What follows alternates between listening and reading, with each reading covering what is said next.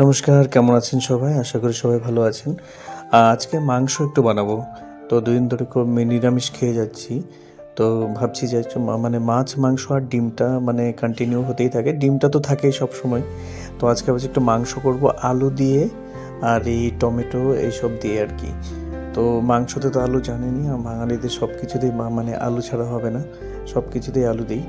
তো আমার একটা বন্ধু থাকে ওপরে, ও বলে যে তোমরা সব কিছুতেই আলু দাও।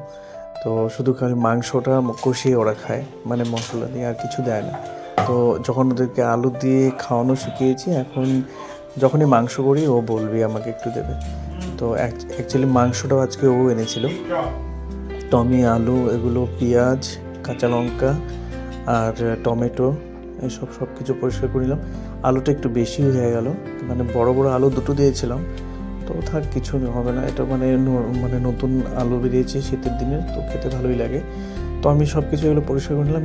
মানে এই জায়গাটা দেখতে পাচ্ছি যে টাইলসটা ভেঙে গেছে, মানে এই মানে গ্যাসের প্ল্যাটফর্মটাতে, মানে মানে যাতে আদা থেতো করে দিচ্ছিলাম, তো তখন এটা ফেটে গেছে। তো এটাতে হোয়াইট কিছু একটা সিমেন্ট এনে লাগিয়ে দিতে হবে।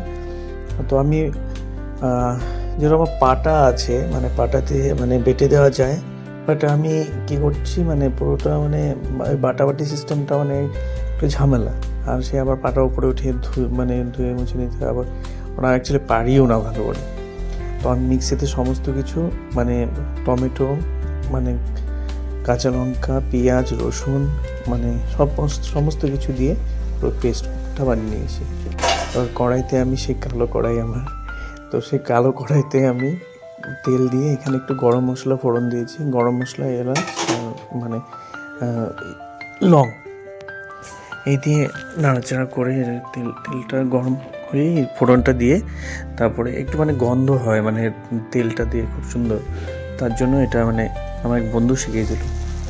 তো মশলা দিয়ে মশলাগুলো ভালো করে কষিয়ে, মানে কষানো একটুখানি হালকা কষিয়ে, তারপরে এখানে মানে লঙ্কা গুঁড়ো, জিরে গুঁড়ো, ধনের গুঁড়ো, মানে নুন, তারপর হলুদ, সমস্ত কিছু পরিমাণ মতো দিয়ে তারপর ভালো করে মানে মশলাটাকে কষিয়ে নিতে হবে।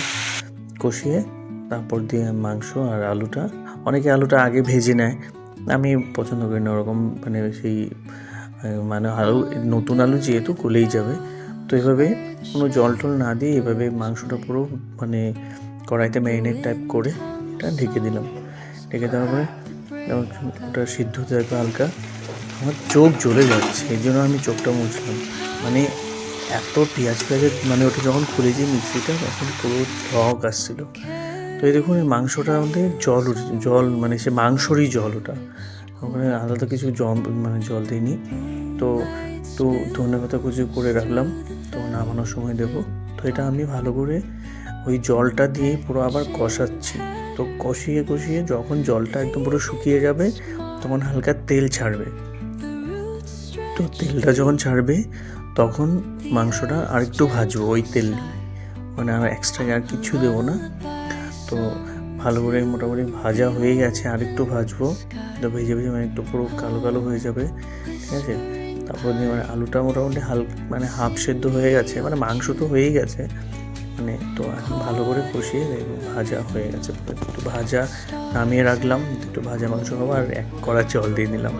তো জলটা শুকিয়ে যাবে, মানে ভাতের সাথে খাবো।